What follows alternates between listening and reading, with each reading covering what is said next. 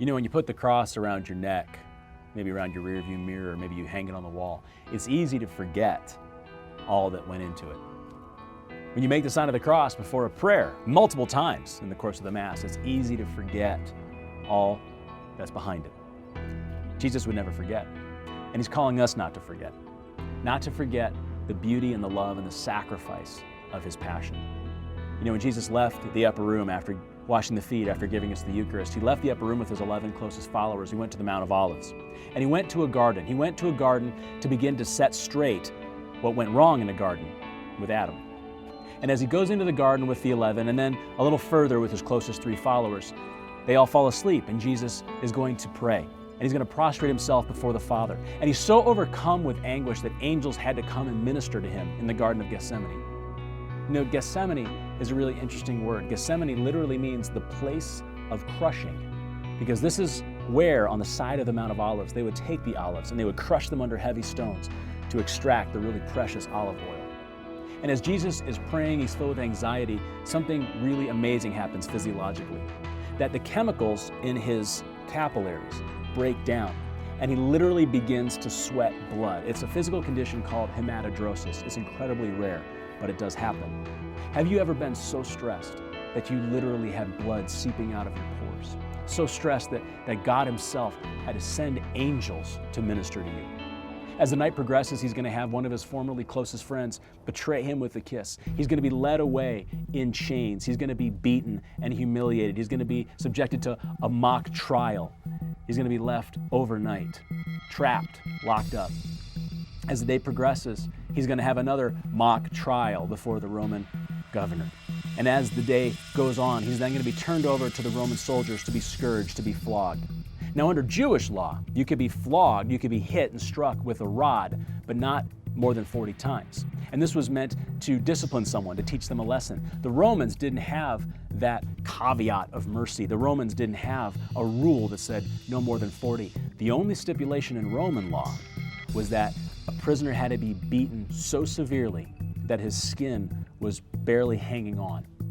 So what the Romans would do is they would take what was called a cat of 9 tails. It was a whip of many cords, each cord of braided leather. At the end of each braid of leather was a small hook or a small jagged piece of bone or a small metal ball. The idea was that the legionnaire, the soldier, would drive the whip, the cat of 9 tails, into the prisoner's back so hard that those sharpened ends, whether it be the metal ball or the hook, would dig into human flesh. And then the soldier, the legionnaire, would pull back the whip and it would tear the flesh till literally tendons, muscles are being ripped and shredded till literally the skin is just hanging on. He's then going to have a crown of thorns as the ultimate sign of mockery. The King of Kings is going to have a crown made of thorns dug into his scalp as the blood falls down his face. But that blood would be mixed with spit as the soldiers mocked him, as they take a heavy reed and they strike him in the head. Now, as he's brought out, he's going to be given the cross, the crossbeam, this heavy piece of splintered wood that's going to be placed upon open wounds. So literally the blood and the cross almost start to clot to one another. Now he's going to be forced out into the busy city streets. Jerusalem, the busiest time of year during the Feast of Passover. Tens of thousands of extra pilgrims have made their way to this holy city to enter into Passover. And now as he enters into the city streets, overcrowded with people, every movement with the cross is going to send shocking pain through his body. His kidneys are going to shut down because of massive dehydration. His heart's is going to speed up to an erratic pace, trying to pump blood that's no longer there. And as this happens, his blood pressure is going to drop, and Jesus himself is going to drop under the weight of the cross, under his loss of blood. As the day progresses, as he gets closer to Calvary, he literally is going to have his internal organs start to shut down. He's going to have 9-inch spikes driven through his median nerves, sending a shockwave of pain through his body that we really cannot comprehend. That his shoulders are going to be pulled out 6 inches in both directions. And as he's nailed to the cross, hands and feet, he's going to be raised naked and humiliated, broken and bloodied for all to mock. As this happens now, a fluid sac is going to build around his heart and around his lungs. Pericardial effusion, pleural effusion are going to set in as his body begins to shut down.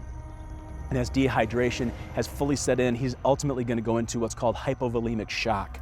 And as he hangs upon the cross, slowly dying, he's eventually going to die of asphyxiation, unable to breathe, as he breathes his last for you and for me. Now, is that what you think of every time that you make the sign of the cross before a prayer? Is that what you think of every time you put a cross upon your body? You look at your rearview mirror, you stare at a wall. Are those the things that we think about? Do we think about his passion, his death? Do we think about this act of great love? Or do we often just sort of make the sign? My brothers and my sisters, it's not just about the how of what happened on Good Friday. It's about the why. And here's a reality that you and I have to live with and think about. That the God of the universe loves you so much that he would rather die than risk spending eternity without you. And he found the suffering to be worth it. He found you to be worth that suffering. He found me to be worth that suffering. God so loved the world that he sent his only begotten Son, that we would not perish, but that we would have eternal life. The next time you make the sign of the cross, don't just think about the how or the what. You think about the who and think about the why.